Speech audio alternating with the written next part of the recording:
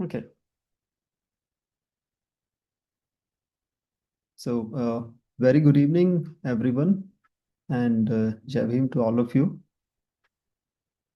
Today, we are going to discuss it is the first book discussion under the SARA Book Club.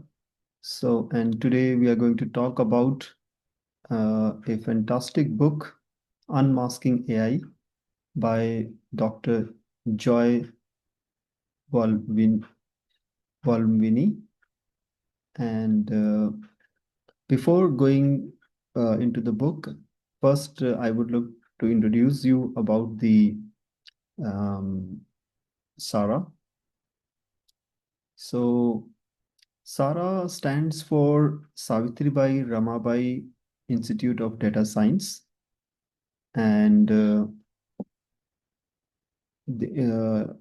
the name stands on the name of two great Bahujan leaders, Gyan Jyoti Savitribai Phule ji and Mata Ramabai Ambedkar ji.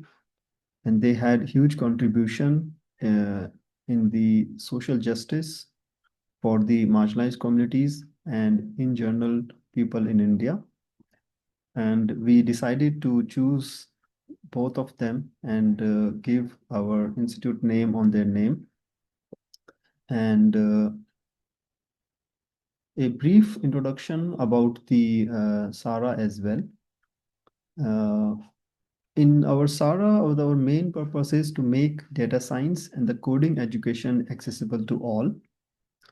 And to achieve this, we provide free training in coding, statistics, and research methods.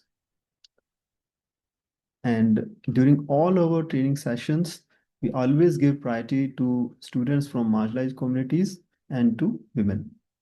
To know more about the SARA, there is a link given here, and you can check more about our work here as well. And as we recently decided to start this book club, so I welcome to all of you. Some of you who will watch, who are watching it right now, and some of you who will watch it later on the YouTube as a recorded session. So I'd like to welcome to all of you because you are giving your time, maybe now or maybe in the coming time when you are watching it on YouTube. So I welcome all of you to the SARA Book Club. And in this, we are going to read and discuss the books together, which are very important to understand the AI, data, and the social injustice and how the coding can help us to fight the social injustice. So that is how we are going to cover. And we are going to announce a book, and you can also come along or read with us, and then when we give the date, we can come back here on the Zoom platform of SARA, and then we can discuss the points which we think appropriate, or which you think are important points from that particular book. So under the SARA, for the online sessions, we have a platform called as SARA Studio. So this event is recorded under as SARA Studio, right? So now let's go to our first book, which we decided to discuss under the SARA Book Club.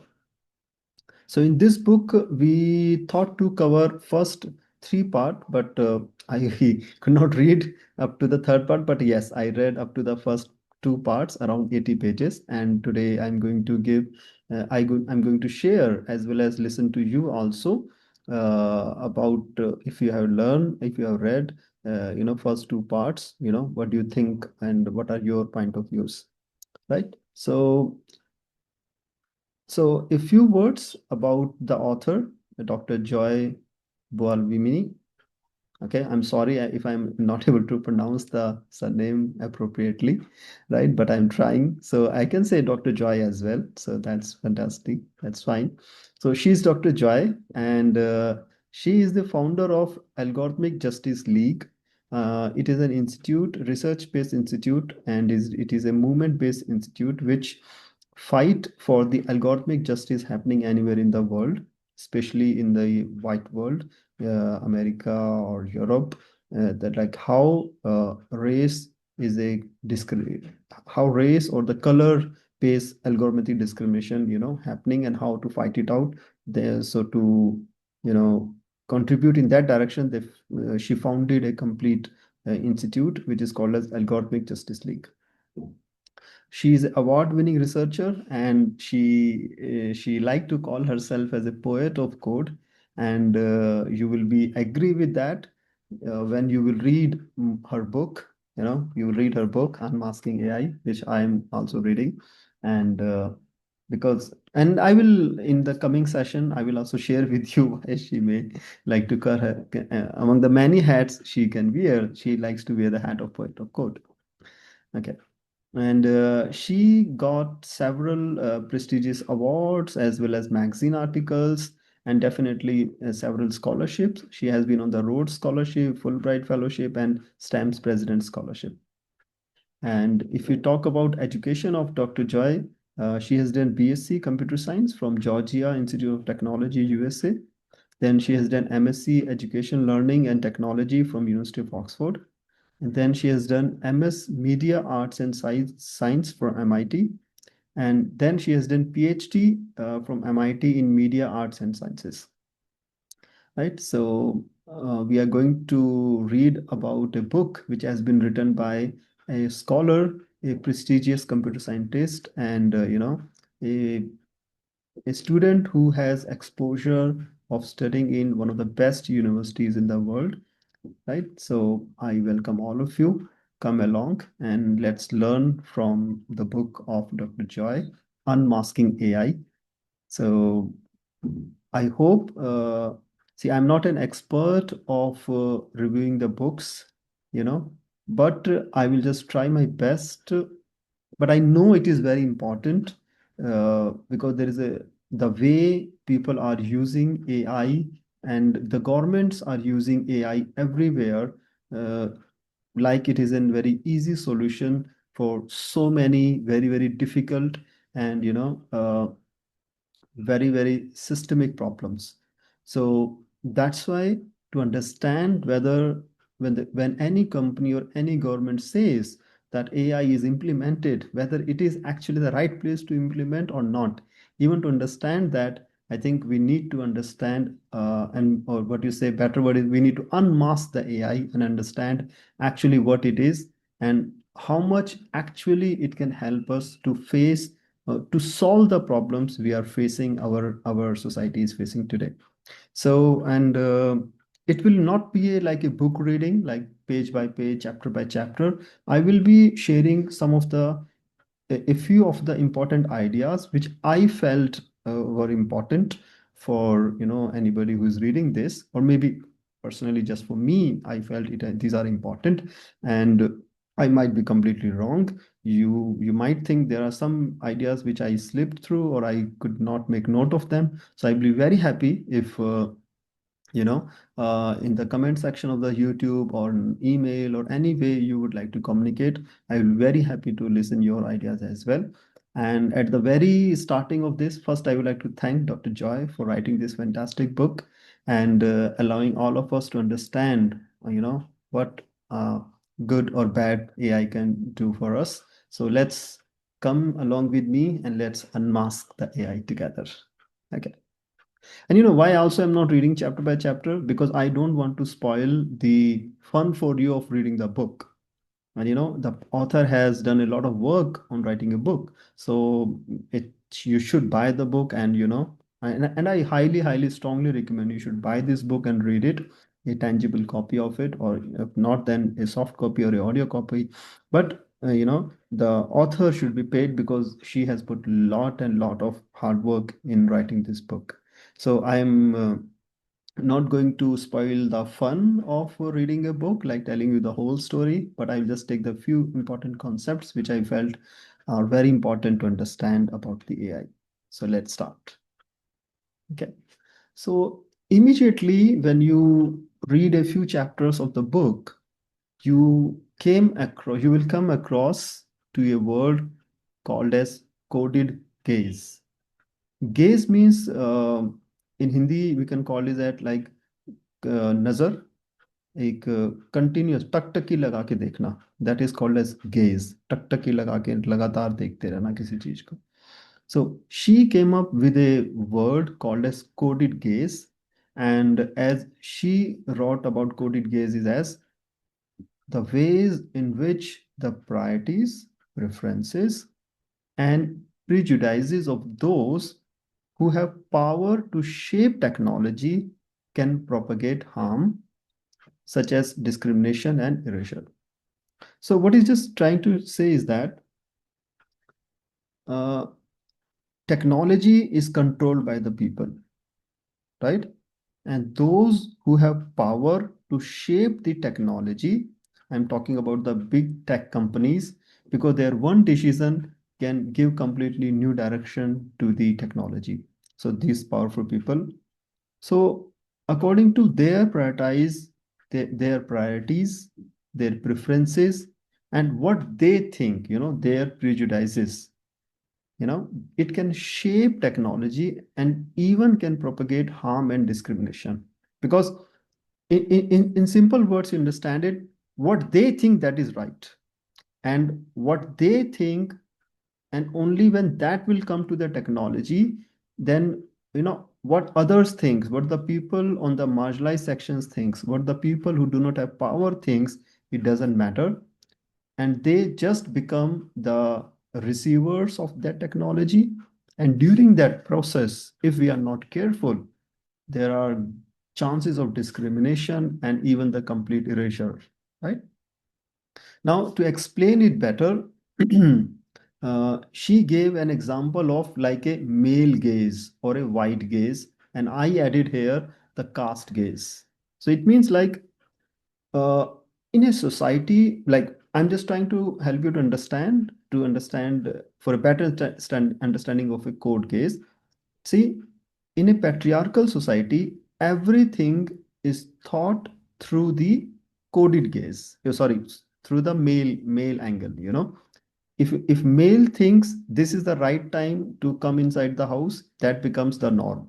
If the male thinks this particular thing should not be done in the house, that becomes the norm, right? So when many decisions in a society are seen right or wrong from the male's angle, और हिंदी में बोले तो mail के दृष्टिकोण से, from the angle of the male, it becomes a patriarchal society, and that is called as a male gaze. And we should not do that. That's very wrong. We should see the society from the perspective or from the eyes or from the gaze of all the people who live in that society, not just from the male gaze. Similar way, there is an issue of a white gaze. Like when you go to the Western countries, there are a lot of issues related to the racism, color. So there is a discrimination based upon the color between the white and the black. So there they think everything is right, or everything they think from the angle of a white person. If it is good for the white, it is good for everybody. That is called as a white gaze. So I just added here caste gaze. Now in context of India, might be people can think if it is good for this particular group of people in India, then it might be good for everybody, because we know in India, the Savarnas, they have the more power, and according to their priorities, their preference, and their prejudices, maybe we all have been victim, also may become victim of a caste case, you know. So then the technology, what we are going through, all may be having inherently caste case, right? So we don't know yet. I'm just saying maybe, because we need articles, we need research, we need proofs, to prove that. And maybe you can check on your own as well, like how caste discriminatory our AI is, and then you may get a few results, right? But I'm just trying you to help to understand the coded gaze, Okay, right. So I guess with this, so I'm just trying to teach online first time, so I'm not sure how good or bad I will be, but it is very important to document and to increase the awareness or education about the technical terms coming up with the AI, and how the people who think and write deeply and scientifically about the AI, what terms they are using, so that gradually the researchers of the AI and the people who work on the AI can, what do you say, uh, highlight each other's work and then use the appropriate terminology, right? Right. So let's go for the next slide.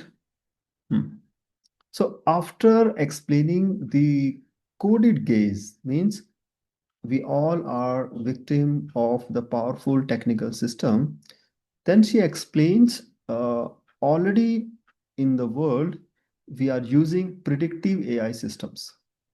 Like as he mentioned, we use predictive AI means artificial intelligence systems. We use that for like our no more just human, but the AI system. Computers are deciding who will get the bank loans, who will get the job, who will get admission to the college, and who will get the medical treatments, right? So these types of very, very important decisions which uh, could have permanent impact on our life are taken with the help of AI systems, right? Which is called as predictive AI systems.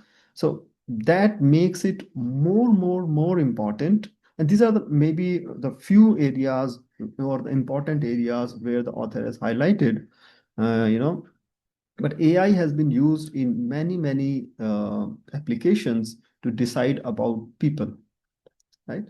And now you see, when you go to a bank for a loan, it's not just you and your application, but actually what the AI thinks about your application, it also has a role to play, right? And when you send your job application, every company use some sort of AI model to differentiate between whom to hire and whom not to hire, right? When you go to the college, even college run AI models on your applications, whether to even accept this application or reject the application. You at get giving admission is the next question. Even just to go through the application or not to go through the application, right? And similar way with the medicine, right? So this is called the predictive AI systems. And then she says, given the harm of AI, how can we center the lives of everyday people, right? Especially those at the margins. When we consider the designs and deployment of AI, okay, can we make room for the best of what AI has to offer while also resisting its perils? Right? Because as we have seen under the coded gaze or the present way technology is developed, it is done just by a few powerful people, excluding the lives of ordinary people, everyday people, or the people who are less powerful or who lives, or in general, we say coming from the marginalized communities, right? So, right. So when we all these important decisions are done with the help of AI, so can we make AI best for us? Of course, we need to use AI, but with reducing its dangers, perils. Perils means dangers. So, reducing the dangers. So, and giving voice to the people, or making AI more inclusive for the people who are everyday people and especially those at the margins. That is how she has to say about the predictive AI systems. Then next term she introduces, that is called as algorithms. Algorithms are used to run the coding and AI. And she says there is some sort of algorithmic injustice is going on or might be possible when, if the AI systems, because we are thinking if it has been done by the machine, it is perfect, it is objective, it is correct. Then if the AI systems mask discrimination, they will just cover the discrimination. AI systems will cover the discrimination and systematize harmful bias. We entrench algorithmic injustice. So see, let me connect all these three topics. First thing was coded gaze, the priorities and the preferences The people who are powerful in technology, they make the coding for us. Then they use that in the form of AI on all of us without including all of us initially, right? And when they do that, it leads to uh, algorithmic injustice. It means the algorithms looks perfect, but actually they mask the discrimination and they systematize the harmful bias. The bias will look so systematic that it looks like norm, and then indirectly we entrench, or we can say कि like हम पनपने देते हैं. Entrench means पनपने देना, like kind of we entrench algorithmic injustice, or right, this lead to the algorithmic injustice. An injustice done in giving the medical treatment, injustice done in giving the loans or in the banks, injustice done, what do you say, in the crime reporting, right? Injustice done in getting admission, injustice done in getting the jobs, right? So that is called as algorithmic injustice. Now, so that she continues with that when machines fail, the people who often have the least resources and most limited access to power structures are those who have to experience the worst outcomes, right? So you say, let's imagine you come from, like I come from a first generation graduate, and I do not have much understanding of let's say how big companies hire, and I keep on applying, keep applying, but I never get the interview call. And then I thought okay, maybe I'm not qualified enough, or maybe my resume is not strong enough, and that's why I'm not getting call.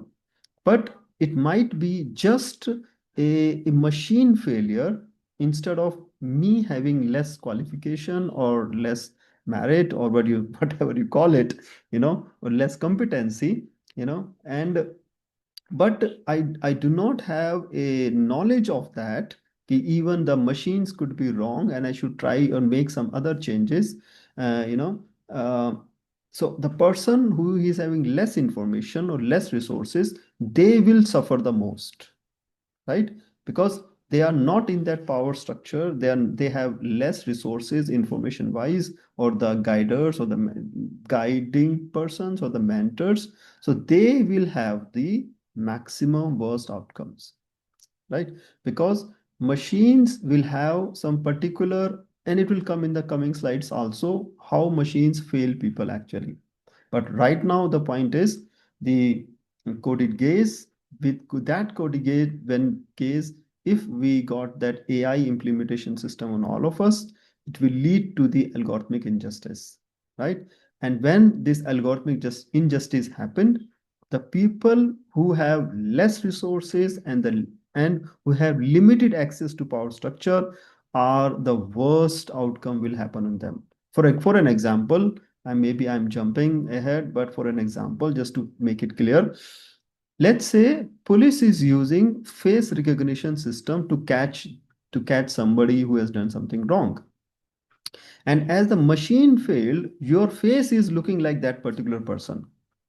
And when machine is saying something, police will say, no, no, no, our machine is correct. And this same person, this face is you only. And then they will put you in the jail.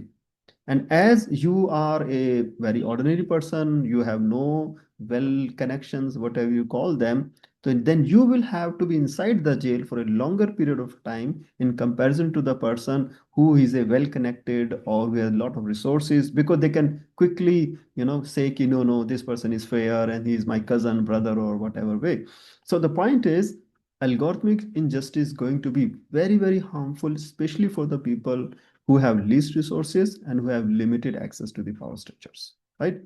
So that's very, very careful. So I think so far we can just connect the three things: coded gaze, predictive AI systems, and if they are not properly checked or monitored, it will lead to the algorithmic injustice. Okay, nice. Now, Next is there is a lot of AI hypes as well. So, everywhere you see, once upon a time, there was a lot of hype of the application. If there is any problem, government or any organization will say, okay, we are going to make a new app for it to solve it. Now everywhere you will find AI. Okay, we are going to give AI solution. And, timely, I can mention it.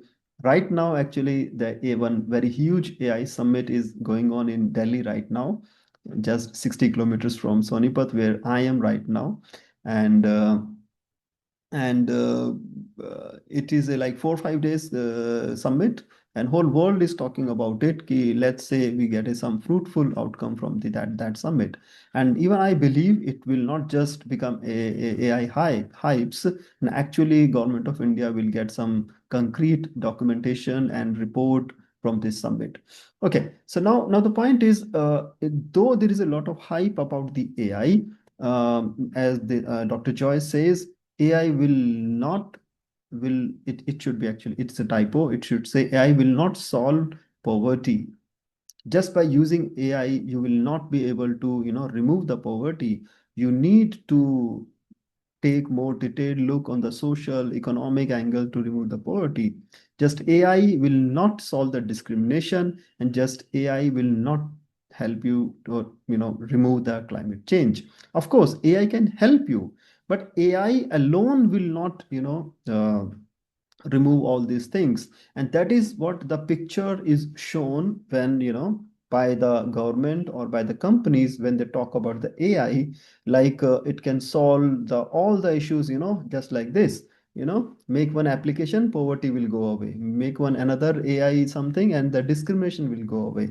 Now AI can help you, but it will not solve the problem of poverty, discrimination, climate change, or maybe some other things, other issues at the global level. Just AI will not solve that. Of course, AI can help that, but it alone it cannot solve that, right? Yeah. Now, so that's why the Dr. Joy she added further that we can't use AI to sidestep the hard work of organizing society, you know. So we cannot say, okay, now the AI is there, so there is no need to do the hard work of going back to the society, talking with the people, working at the ground levels. So we cannot sidestep that work. We cannot sidestep conversations about patriarchy, caste system, white supremacy. Okay, she has mentioned patriarchy, white supremacy, ableism, or who hold power and who doesn't. These conversations need to continue, need to happen. Yes, this conversation will be held, improved with the help of AI, but this conversation and the hard work at the ground levels need to be getting done. Then we can take the help of the AI. But thinking that AI just we are using and it will help us to overcome all the issues, I think that will be a big mistake to think about, or too much of an expectation from the AI. Right? So, and here definitely we can add casteism as well, because we need to keep alive the conversation about the casteism and other type of discriminations and the patriarchy. And then definitely we can use the AI to help and fight with these issues, right? But we should save ourselves from the AI hype that alone AI can, solve all our issues. Right? Now, Now, by the end of the introduction, the author's main concern and what she hoped from the readers is, so her main concern is how technology can encode harmful discrimination and exclusionary practices. So technology can encode harmful discrimination. So we have to be very, very careful about it. And it can also encode exclusionary practice, means automatically with the coding and the algorithms, it may exclude the people. And again, I'm adding here people, especially who are on the margins, who has less power, and who are away from the power structures, less resources. So that is a main concern. And that's why she says, when anybody who read this book, while reading this book, and after that, They develop understanding of why each and every one of us has a role to play in reaching toward algorithmic justice. Okay, so we all need to reach to the algorithmic justice, but each one of us has to play a key role there, to achieve algorithmic justice.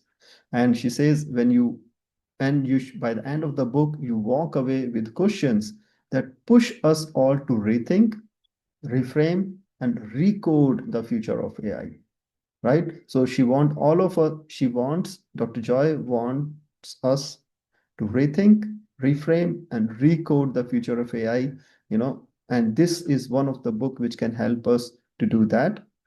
And of course, it is not the only book, but this is one of the most important book, which can help us. And at least it is the first baby step which can help us to take a first baby step in that particular direction. Okay, I am maybe fumbling with few words. So it is my first, teaching online. So kindly be kind, and I'm trying my best. Okay, thank you. So now next is, let's go next. Right. So now this was the introduction part, and now let's read the part one. And the part one is idealistic immigrant. I have written the same name what I found in the book, but I did not tell the whole story what was written in the book, and my presentation is very very boring actually in comparison to the book is written very very fantastically, story written, and with lot of more intellectual work. And my presentation purpose today is just to ignite a fire inside you so that you go ahead and read this book on your own. And if these slides you find even a little bit helpful, I will be very glad, to see your comment or some feedback or some message. Yes, it is helpful. Okay. Now let's move towards the next part, idealistic immigrant. Okay. Now, and I'm definitely not going to tell what is this daughter of art and science, because to understand that you have to read the book. Okay. So now something happened here. Dr. Joy wrote, this was certainly not the first time cameras had failed me. You know, at MIT, she was trying to do some work, and she is a person of color, and the cameras doesn't work perfectly for the person of color than for the person of light skin, light color skin. And she has experienced that before, even before joining the MIT, and that's why she wrote this. This was certainly not the first time cameras had failed, right? So, and cameras are not like, made automatically. Somebody's making them, somebody's coding them, right? So, right. So now slowly, let's move towards the how she encountered the coded gaze. Okay. Okay. In these boxes, you will find a few lines which are my personal favorite, which when I read the book, I really like them. So, and which I like, you can say like personal motivation. This could be like good WhatsApp status and motivation thoughts. That's why. So like, yeah. So she mentioned about her parents, and they taught her something very nice, which even I like to teach to my daughter.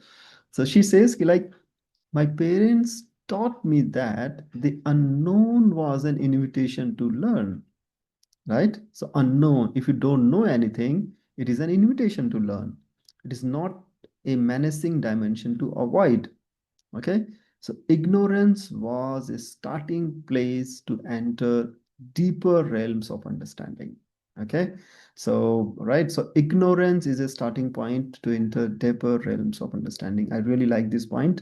And yes, so when you don't know something, so yeah, take it as a positive, and because that is actually a starting point. Instead of saying, "Oh, I don't know this," then why to worry about it? Instead of that, take a stand. Oh, I don't know this. Now let's now learn about it and know something about it. Right? That's a better way. So ignorance was a starting point for deeper realms of understanding, and I really love this quote. And I wish long, healthy life, blissful life to the parents of Dr. Joy, and yeah, thank you so much. Next line here, which I like is, you will never find your worth in things. Okay. So that is very, very thoughtful line, which I like from her book. The things should not define us. So you should not become a good person because you have one particular car or a home or any fancy thing.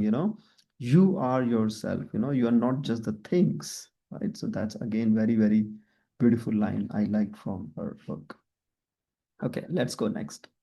Now, so when she joined MIT, she felt unwelcome. Dr. Joy felt unwelcome. And she narrated those incidents when she felt unwelcome at MIT.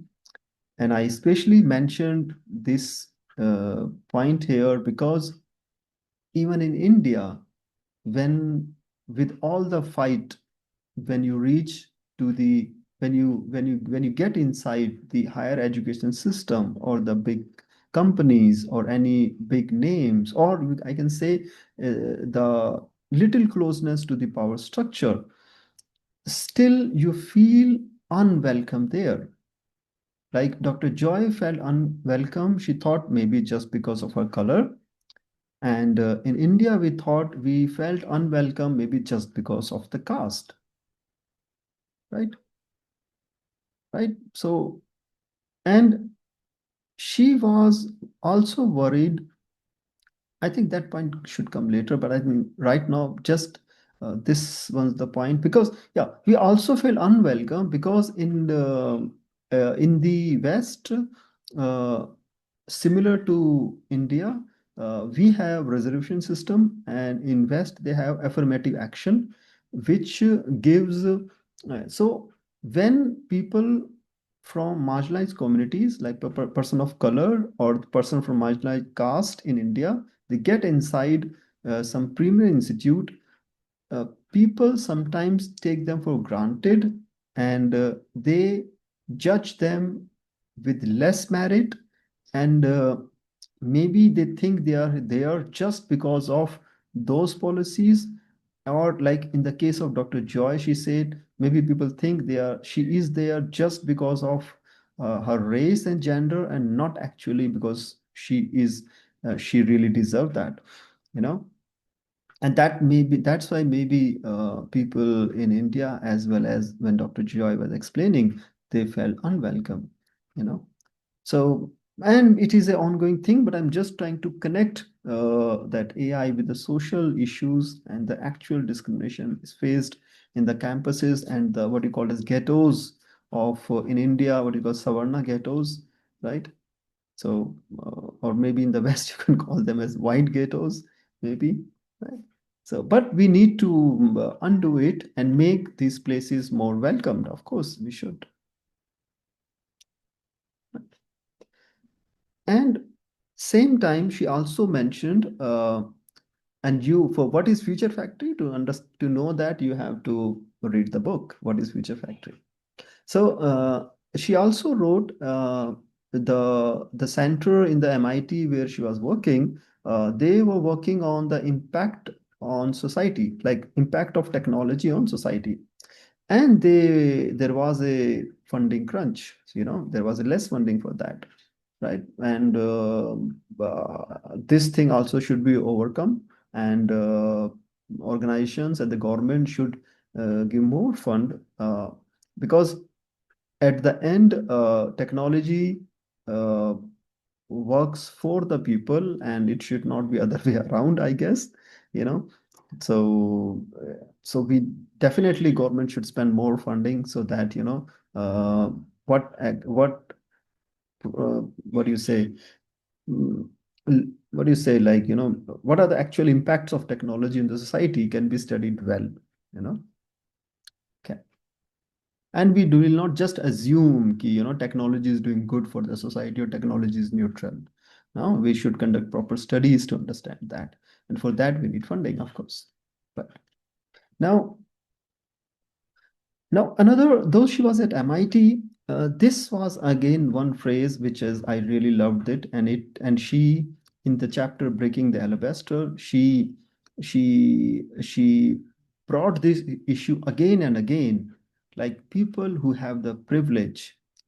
Just ask this question: what will you do with your privilege?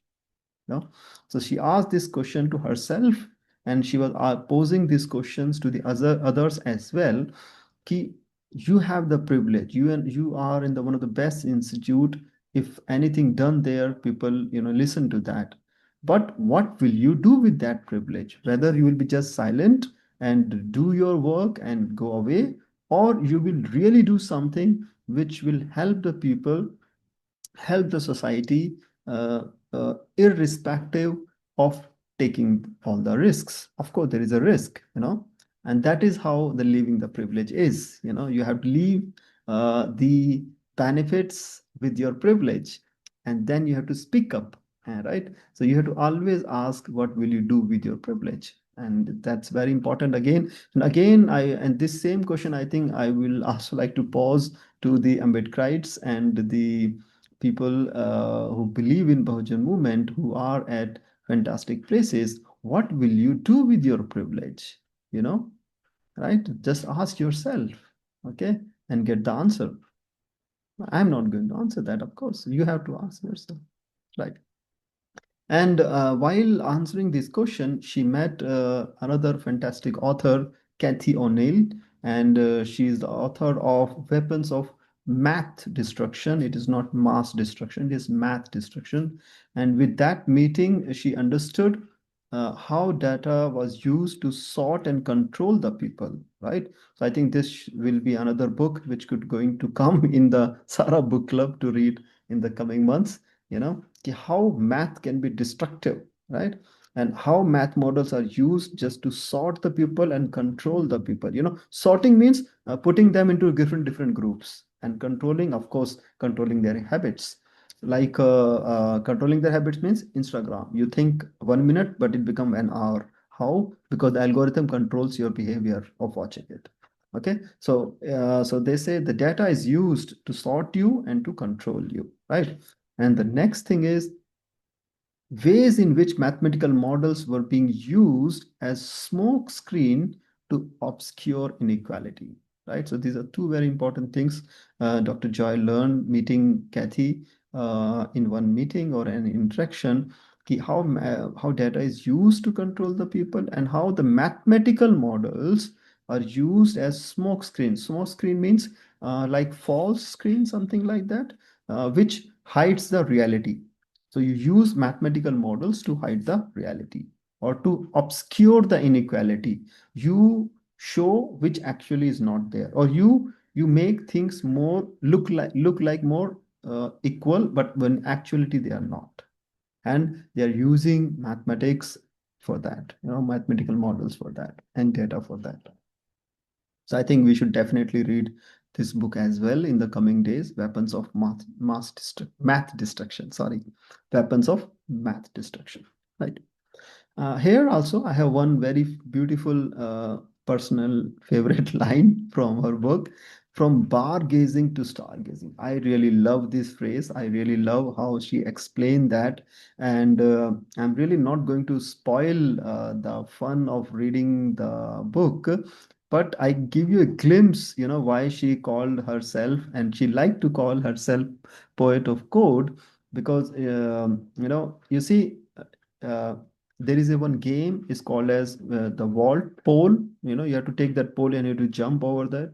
you know so the main point there is you have to look at the bar, right, and make sure that you're taking a right jump, and then you're using the vault and pole properly, and making that jump. But in that case, you can only cross the bar, right? But if you want to go beyond that, then you have to go for the stargazing. You have to look beyond the bar if you want to go really, achieve something very, very big. I told you in a very, very bad way. If you read the book and you understand, when you go through her complete story, you will understand this phrase in much, much, much, much, much, much better way. And at the several instances, very beautifully see she make the words very, very poetic, like the color, computer, cell, and computers. Okay, you read, when you will enjoy more. Okay, now let's go the next. Now Now, and then when she was encountering all the problems related not just the problems, all the issues and the issues of injustice with the coding, with the AI and the algorithms.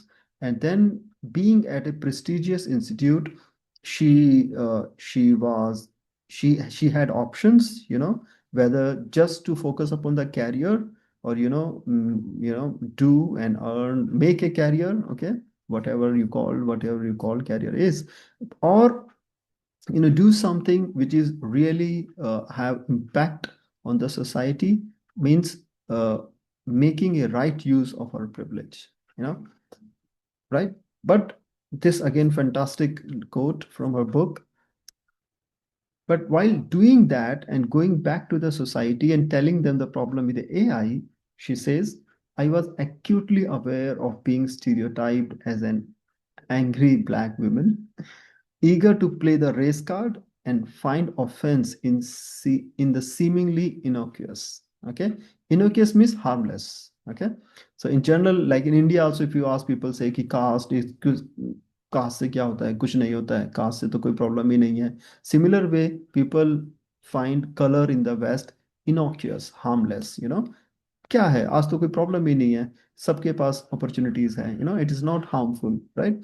So so when she will go in front of the people and telling them, ki, okay, see, there are problem with the AI and the coded gaze and all the issues, she was sure that people will make quickly stereotype that, oh, again, one more angry black woman, okay, who, and she's just putting a race card. Very, very similar. I can put in a context for many examples in India as well. When people are, oh, again, they are going to play the caste card, they always play the victim, we are that. They have IS, IPS, so many officers, but still they want to play this caste card. And caste is not harmful nowadays, but we have to be ready for that. And she found a beautiful answer, how to face that. And for that too, you have to read the book. I'm not going to answer that. Okay. So now she further talks about the algorithmic bias. So algorithmic bias occurs when one group is, I hope I did not rush, right? So I just want to say here is, she is a person of a color, and if she says something is wrong with the society and especially related to the race or the color, people may judge her very quickly. So she has to be mentally prepared for that. That's what I was just trying to say here. She was trying to say here. Okay, now let's come back to the algorithmic bias. So algorithmic bias occurs when one group is better served than another by an AI system. Okay, we any company, any version selected AI system. Now, because the way coding has been done in particular way, one group is better served than the other. Now, if you are denied employment because an AI system screened out candidates that attended women's colleges, you have experienced algorithmic bias. Okay, so it's a very beautiful example. Okay, oh, and this, and again, one more typo. It's 34-35, not 30 point. Okay, so now she's giving an example for, you think that uh, so many people applied for a job. But the AI model, which is used by the company, they said that we do not want any colleges or only women college.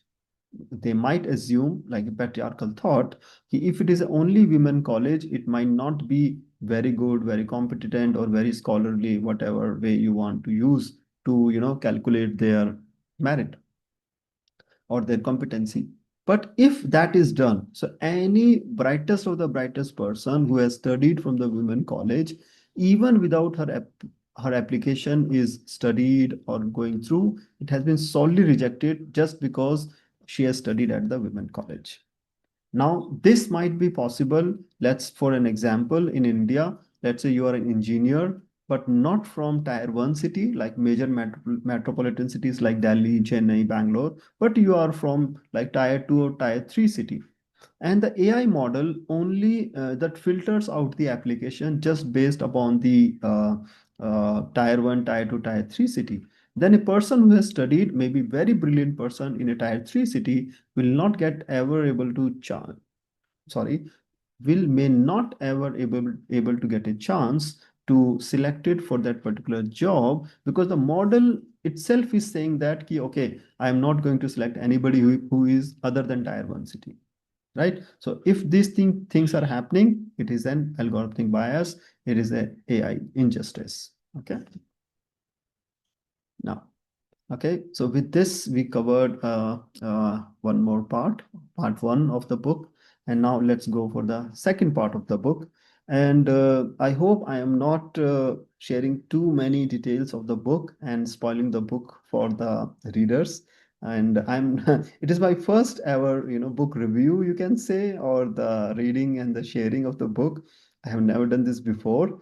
And I will be very happy. Please share in the comment how was the job I did, and so that I can improve upon it, right?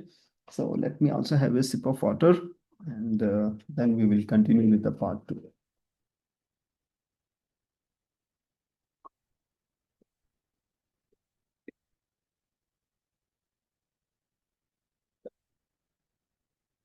Sorry. Yeah. Okay, I think we have a chat message, but I will see that later only, because I don't know how I may upset the system presently going on. Okay, so let's go for the part two of the book. The name of the part is Curious Critic. And so far what we covered, we understood the coded case, then we understood the predictive AI systems, and once they don't include everybody, they become, it entrench, or it will allow algorithmic bias, right? That is the main key points. And I guess that's it. Okay, right. Let's go next. Now, sadly, or somehow, machines are presumed to be free from societal biases, right? Right. So we assume that machines are, they have no biases, and right, and that societal that plague us mortals. Mortals means we human being only have biases, but machines don't, right? But my experiences were showing otherwise. So Dr. Joy says, but what she was experiencing, when several times camera rejected or could not recognize her face just because of her color, she was experiencing things differently. So, and she was getting uh, questions again and again that machines are not objective, and we should not just assume that they are objective. Machines might be objective, but we should not always assume that they are objective. That's what maybe she is trying to say. Okay, so here I have something personal favorite. A line she wrote is that the spotlight both shines and burns. Okay, right. Because now she was very, very ready to do something which she has not done before. And she changed her topic in the MIT, at MIT. And that's why she is writing that the spotlight both shines, you get a lot of attention shining, but it also burns. So that's again my favorite line from the book, one of the favorite line. Okay. Now, then she says, access to the training data is crucial when we want to have a deeper understanding of the risks posed by an AI system. Okay. So very, very important. If we want to, so what I understood from this line is, if we want to trust the results of any AI company or AI based output, or any process in which AI is used, then people should be able to access the training data, the data which is used to, which is used to get the results. Okay, that's what she's saying. So access to the training data, the data which is used to run that AI system, should be accessible to understand for the better understanding of the risks which are possible due to that particular AI system. Okay. She continues, unless we know where the data comes from, who collected it, and how it is organized, we cannot know if ethical processes were used. Okay. So if till now, if you're thinking that just getting the data is enough, no, just getting the data is not enough.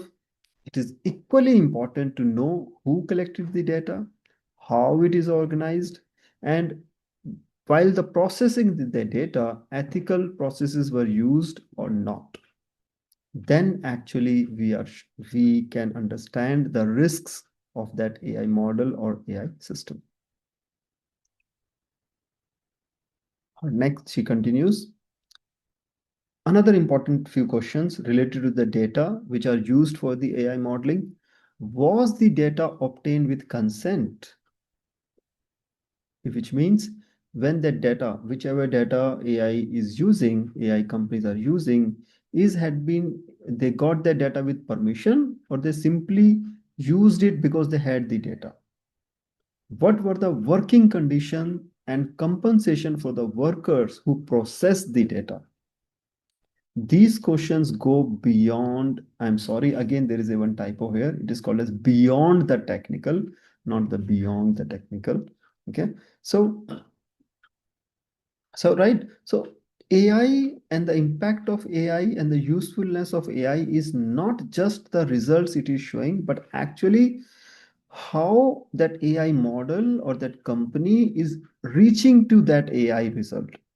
What data it has used, how it has used, in which working condition, and what has been paid to the workers, all are very, very important to actually reaching to the point that where AI companies can use that particular data set, right? So that's again very important because without data we cannot run the AI models, right? So AI data is very important for running the AI models, and that's why the questions become equally very, very important, and how actually the data is collected, right? And that's why time to time Government of India also giving advisory, when you say yes to any application, be very, very careful, because it may without your knowledge or without taking your permission, it may steal data from your mobile or from your computer, right? So, and that's why they also give advisory to keep changing of your password, right? But the question become very serious in case the theft became from the government itself, you know, because who give advisory to government? And most of our data are interconnected. Like if you talk about the finances, it's connected with the PAN. If I talk in PAN number in India, and if you talk about the social demographic things, they all are connected with the Aadhaar number in India, you know.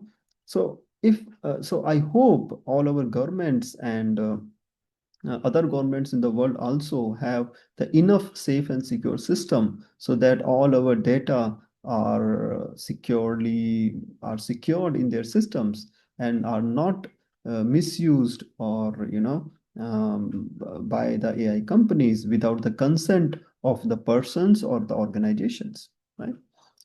That's very, very important. Now, next is simply because decisions are made by computer, analyzing data doesn't make them neutral. By computer analyzing data doesn't make them neutral. Okay, so neutral, and another word is called as neural. Neural. Again, there is a poetry you will find in her writing, and she is trying to say that simply because decisions are made by computer analyzing data doesn't make them neutral, right? So now why she is saying that? Because it is important to see what is inside that data, right? Because the computer is just analyzing the data and giving you the decisions, right? And those decisions are neutral until your data is neutral, right? And whether data is neutral or not, or whether your data is biased or not, that is now next layer of question, right? And that's why she has written here fully. The coded gaze doesn't have to be explicit to do the job of oppression, right? It means that no company will come forward, or no coder will come forward and say explicitly ki, okay, yes, my AI model may be biased or something like that. No, they will never say that. Like systemic forms of oppression, including patriarchy and white supremacy, or in Indian context, casteism, it is programmed into the fabric of society. Okay, so you can understand it like this. The problems like casteism, patriarchy, and white supremacy, nobody will say it and do it. No, they just become the part uh, and parcel of the culture and the habits. And to understand that, or to understand them, we have to intervene. We have to point it out. Then only, we can understand it. Let's read the further line. Without intervention, those who have held power in the past continue to pass that power to those are most like them. Okay, so white people will give power to the white people, Savarna will transfer power to the Savarna people, right? So we need to call this out, we need to intervene. So we should not just believe that if something has been analyzed by the data, it has to be neutral. No, right? We need to go further and analyze that data. Now let's see further how, right? And that is how she reached to the level of face recognition technologies, you know. And when we talk about the face recognition technologies, as she mentioned here, instead of saying a system uses facial recognition, a company might say face matching to distance themselves from scrutiny. Now, I just want to tell you here, there are different terminology related to the facial recognition, because now, see, we talked about the coded gaze. We talked about the predictive AI systems. Then we talked about the uh, algorithmic injustice. And how those things are happening, because sorry, because the data which is used, no, it is not neutral, or the computers which are giving you results based upon the data, that is not neutral, right? Now let's say one of the very, very common application in the AI is the face recognition. When they read the face, see, look at the face, and they tell you several things about you. But there are different terminology, and companies use that terminology very, very carefully, right? Like instead of saying a system uses face recognition, recognizing the face, company might say face matching, right? Because they say we are just matching the faces, and they actually not recognizing the faces. And you will understand more technicalities of these face matching and face recognition when we read the book, definitely. But here one very important term I want to highlight here is called as AI functionality fallacy, which means when we assume that system performs the task it was designed to execute as expected. We assume the system is performing the task it designed to execute as expected. Okay, it is AI functionality fallacy. We will understand it better with the, see, I am not also expert of AI. I am also learning with you. So I might not be able to explain everything perfectly, but it is my first attempt just to increase my awareness about the AI, as well as the readers and the SARA followers or friends, right, to understand AI. Okay, so like it means it is wrong. Uh, so like AI works, and we assume that what it is doing, it is doing 100% correct. So it is actually a fallacy. It could be wrong also, right? Now, and why those kind of mistakes are happening? Okay, if I will, maybe let me try to explain you a little bit here. the assumption that a system performs the task it was designed to execute as expected. Okay, let us take back again the example of the arrest by the police based upon the face recognition. Okay, if the policeman will say my machine is saying this person is guilty or this person is criminal, and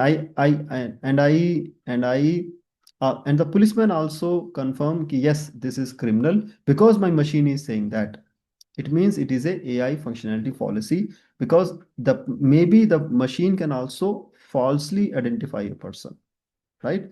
And why there is a chance of falsely identification of a person? Because it is just a machine. It can make mistake because it is, because the machine is based upon the data, and the data which is used for the that particular machine and AI need not necessarily to be as per the standard, what is called a golden standard. We'll talk more about that in the coming pages, in the coming slides, of course, right? Maybe it is not, but it is called as AI functionality fallacy, and which is possible, right?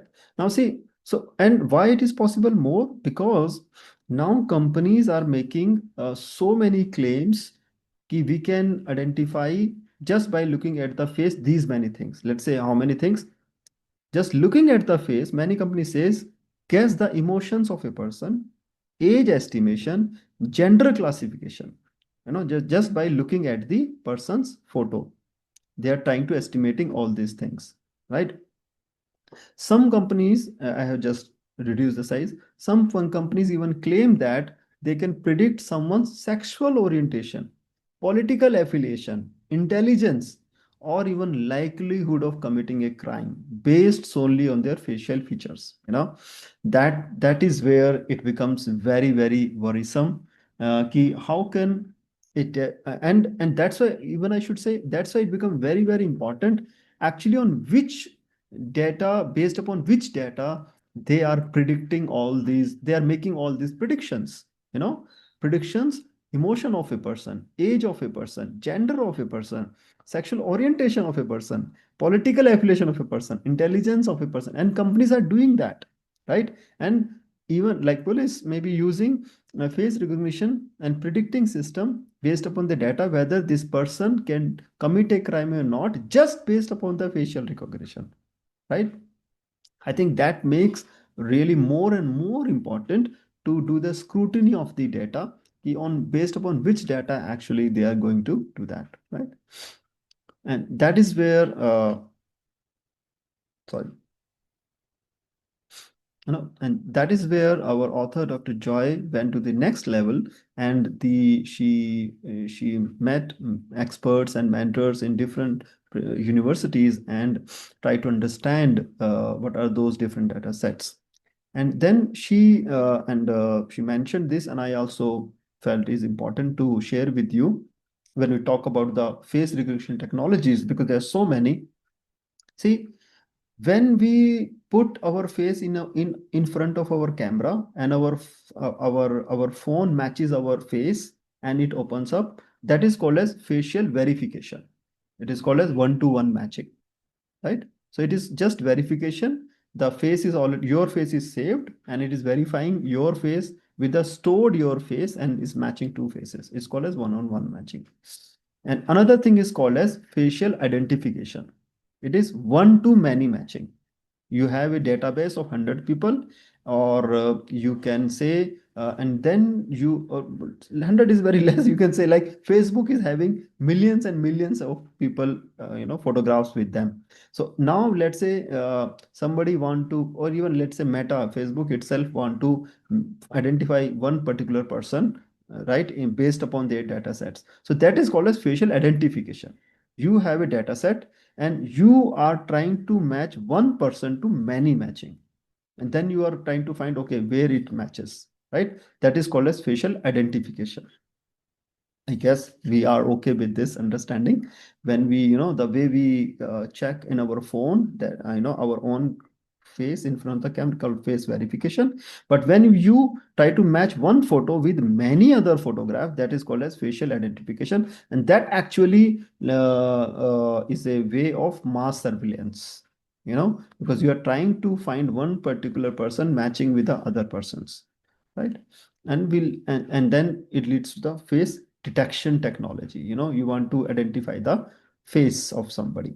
So there are two examples she mentioned about she wrote about in the book, and I just want to briefly discuss those cases.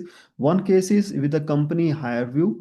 What they did, they used one AI model to analyze the candidate's video, and based upon the candidate's video, they want to get the outcome about the candidate's quality, like competency, speaking quality, and all the things, just based upon the video, right? Uh, so which later, sorry, which of course later they dropped. But I'm trying to tell you that already companies are using it, and they were doing, actually it is a face detection case. Now they might have set some parameters, and according to that they were trying to filter the candidates, right? Another case of I hope I just told this case correctly. In case I did not read more about it, which I should have, but let me try, read more, and you can also try to read more about this case. And let another case is very, very clear. With it was a student, Dutch student Robin Pokorine, and she was giving a remote exam during the COVID time, online exam. And due to the technology, her face was not, technology was not able to recognize her face properly, right? She was a person of color, and the authorities told her to correctly recognize her. You have to put a light on her face, like put a light on you and continuously, and then they can recognize you, and then they can then the technology, actually, whatever model they were using, recognizes her, and then only she was allowed to give the exams. But then she found it very, very, of course it is very, very derogatory and insulting, because they should have a better technology, of course, why not, right? So and then she filed a lawsuit, and she won that case, and she rightly won that case, right? So these are the issues with the face detection, mass techniques, right? Okay. Now, so now what actually companies are doing, and why some people are fitting in, and why and some people are not able to fit in according to those technologies, right? Okay, what they do. When companies require individuals to fit a narrow definition of acceptable behavior, okay? So what companies will do, they have some particular fixed parameters, and according to that, they want everybody to be behave or to look like as per their machine learning models. So this will produce harmful patterns of exclusion and suspicion, right? Now, just now I shared exclusion for that particular student, because the camera, the technology, uh, it was made just seeing a few narrow people, or maybe a few white people, and she, as a person of color, was not recognized through that technology. And then instead of, that is how uh, that is the problem, actually, when companies do not have a data which is properly representative of the society, but just uh, representing a section of the society, right? So let's say in India, it might be possible in the when you talk about the caste, if they say only some particular surname people should be accepted and others will not, then automatically they can filter a lot of people, because most of the marginalized communities and caste, or you can say most of the Savarna surnames are very, very familiar due to movies, and Indian movies and Bollywood, and regular uses in the media, and it is easy to filter them, and just choose them, and then they can say, no harm we did, it is done by the AI, right? But as I said, AI is not neutral, data is not neutral, right? So if we try all people to fit to one particular behavior as per the machine learning model, we are going to see a harmful pattern of exclusion and suspicion everywhere, in the hiring, in the jobs, in the medical treatment, and everywhere. Okay. Now, now going deeper into this, Dr. Joy started, understanding the data on based upon which these technologies are made, and she wrote this. ImageNet showed that strategic data collection, often seen as grunt work and inferior to the development of algorithms, was just as important for advancing artificial intelligence. Data was queen. Okay. So the whole AI systems, whole AI results, everything is completely depending upon what kind of a data you provide to your model. Okay. So data is the queen. So when she studied one particular data, the name of the data set ImageNet, she found that the data should be strategically collected. But in journal, collecting data is considered an inferior in comparison to making the algorithms, and that's why less attention has been paid of collecting the data, how it is collected, whether it is represented or not, but the more importance is given to the making those fancy algorithms and deploying those artificial models, right? So gradually, I just giving an overview what happened in these chapters.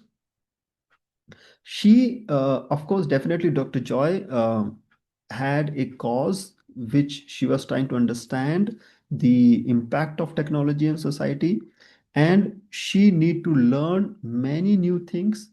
But believing in her cause, she found her own team, right? So what I read, all those things, I'm just giving you a summary. Whatever you do, it is a teamwork, but you will have to find your own team. Like she found team in the form of another computer vision scholar at the Stanford University, Dr. Timnit. She is another powerful person who stands for the AI ethics, right? And she approached her, they learned together, they worked together, and then gradually she also built a team of co-supervisors from prestigious places. And because she was getting ready, she believed in her cause, and then she find people to get it done. So I learned from that chapter this particular tip key. If you believe in your cause, okay, make a team, okay, find your team, believe in your cause and get it done, right? And that's what she did. How she did, who was in the team, and what was the work, you have to read it when you will go through the book. Okay. Now, I think this is the last very important concept of the till the part two, which is called as power shadows. Yes. So while she was going through all the databases, different databases which were considered as gold standard to run the AI models in the US that time, or maybe in the other countries as well.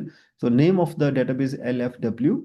So she wrote the LFW, the database of images contained 77.5% male labeled faces. Okay, now you believe in that complete data set, it doesn't matter what is the number, 100, 1 million, or 10 billion faces, but 77% were male, right? And 83% were labeled white, then how can you assume based upon this data, the AI model will give a result which is applicable to everyone? And it's called as the gold standard for facial recognition. Now, what she wrote, the gold standard for facial recognition, it turned out was heavily skewed. The data was heavily skewed. And she started calling these pale male data set, pale male data set, not at all. I'm sorry for this double quoted things. I just, I need to correct them. But what was considered gold standard data set, when she went through the data set, she then test on that data set, she found that this data is highly skewed. There is 77% are male, and in that also 83% are white. So where are black colored people? So similar way, I think, and that is the purpose SARA is trying to fulfill here, is that sociologists in India, political scientists, students in India, economists in India, gradually we need to answer, gradually need to question and get access to those AI models and the data sets which are making decisions for us. We want government and organizations to give us access so that we can understand which data you are using to decide about us, right? So maybe our data are also highly skewed towards the savarnas, but they are making decisions for everybody, right? But we will not. Now all these are results. All this research is done by Dr. Joy in the context of USA. uh, the wish here is, what my wish here talking about all these things here is, by seeing this, some of the sociologists, economists, maybe management people, or anybody, social science, humanities, or even in the sciences, they want access in Indian context to the data sets which are used in the AI models and deciding about us, right? Right. And we conducted proper research about it and then come to the conclusion, right? Well, how biased AI models in India are or not. Okay. But we need to intervene. Somebody need to intervene. And I think the point of this SARA book club is to start this intervention, right? Okay. So machine learning community was not yet applying these insights from anti-discrimination scholarship, right? So yes, anti-discrimination scholarship is there. Like in India, there is a caste theory, caste people who use caste angle to understand the issues, right? But machine learning community, they are not applying that insight at all while they are developing these models, right? Now, last. Then, so what does it mean? It means people underrepresented in the data set. Okay. So the people are underrepresented in the data set. That is not a data set of a people. That is a data set of one particular set of people. It is not the complete people. The people underrepresented in that data set. Underrepresented. So what do it mean? It mean, in context of USA, she wrote, it would mean automated vehicles would be more likely to crash into some group of people than others. You know, there's a lot of hype about the automatic cars right now. So what is the meaning of that? The car will identify some type of people easily, but not other type of people easily. By type means, in the context of US, means color. So if car will see a white color more, it will work better. It will stop immediately. But if car will see black people, or the people of color, and the people of color, I hope I'm not using the wrong terminology. Kindly forgive me. Right. So if the car is seeing the people of color, then the chances of the car system or the coding working properly will be less. The reason is, the based upon the data of that AI modeling done for that car, in that data itself, the people of color are less, are not there. Then how that AI model will will recognize them? That's fantastic. Similar way, it could work on several policies in India as well. If the only Savarna data set is there, then definitely it's not going to predict or talk or giving outcomes which is applicable for everyone. In Indian context as well, right? So so what is power shadow here? Power shadows are caste. Caste means like chaya, when the biases or systemic exclusion of a society are reflected in the data. Okay, that is called as power shadows. So see, we know in society we have biases, we have systemic exclusion, but when those same biases and systematic are also reflected in our data, it's called as a power shadow. But she called it as power shadows. So right. So now this is the last slide here. And now let's say, she mentioned here something about India here when she was talking about the issues, with this. So she wrote, India with its vast diversity of skin types has an entertainment and beauty industry that elevates light-skinned actors and actresses. Yes, it is there. Beyond beauty, so it's not just the entertainment industry. Beyond beauty, lighter skin is also associated with having more intelligence in societies touched by white supremacy. Okay, and I think both are equally true in India as context as well. If somebody who is fair, we consider them as honest, we consider them as intelligent, we consider them as beautiful, right? And it might be white supremacy of the impact of the colonialism. I am not expert of that, but that's very, very true in the Indian context. Yes. Okay. Now, now the point is, the last point from the book here is relying on convenient data collection methods. By collecting what is most popular and most readily available will reflect existing power structures. Very, very powerful line here. This from Dr. Joy here. See what these companies did. They collected the data which is easily available. The data about the popular people, and most of the popular people in the West, most of I'm saying in the West as well in the Asian continent, are the people white, are the people who or Savarnas in Indian context, right? And they got that data and they made that they made base that they made that data as a base and run AI models on that, and then they are saying it is representing the whole society. No. So right, so we need not to relying on the convenient data collection, we need to do the strategic data collection, right, which is representative of the people, and the data should not reflect what we already existing power structure. It should reflect everybody, then I guess we'll go towards AI system. That is what she's trying to see. Okay, so with this we completed our part 2 of the book, and in the next session we will talk about the part 3 onwards, and I will announce the date for the next discussion, and we'll try to complete the book, I guess, in the next session, or if not, we'll make 3 sessions, and then we'll try to complete the book. And I hope you'll find it useful, and please let me know if you have feedback for us, and support SARA Institute of Data Science, and we are trying our best to make coding accessible to everyone.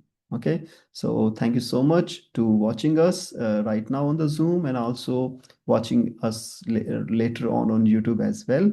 Kindly give a follow up or subscribe, and let's connect more and discuss more. And I would really, really thank you so much, Dr. Joy Buolamwini, okay, for writing this beautiful book. And see, I'm sure I'm not able to cover even the 1 or 2% of the beauty of the book. And but you have to read this book to really, understand all the complexities, and how beautifully she has written, Dr. Joy has written the book. So thank you so much, and let's meet in the next part of our SARA book club, and we'll continue to read this book. Thank you so much.